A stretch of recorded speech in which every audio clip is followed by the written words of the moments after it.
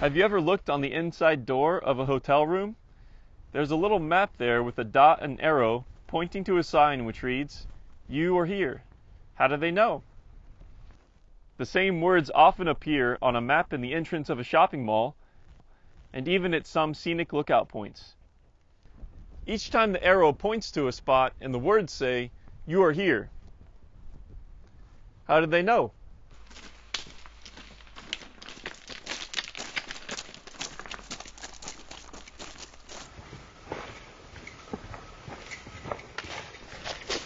The map is accurate.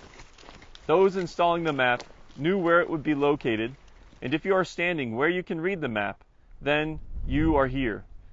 It is helpful to consult such a map in order to get our bearings as to where we are in relation to what is surrounding us.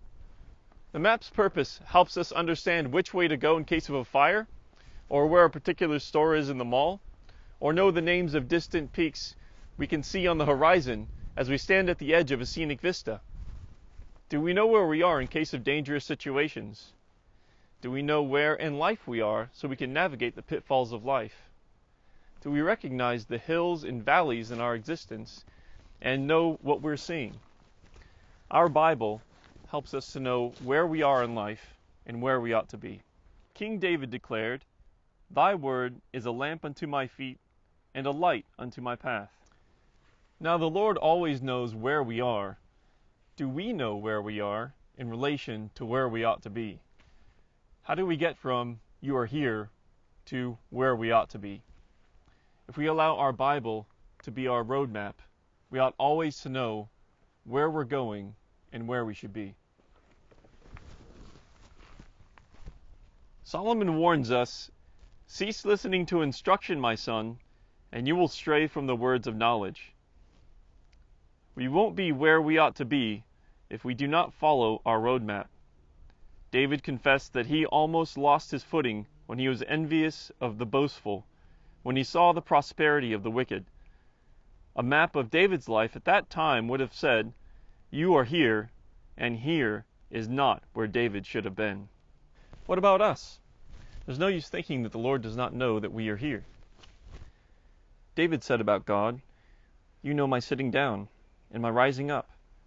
You understand my thoughts afar off. You comprehend my path and my lying down, and are acquainted with all my ways. For there is not a word on my tongue, but behold, you know it."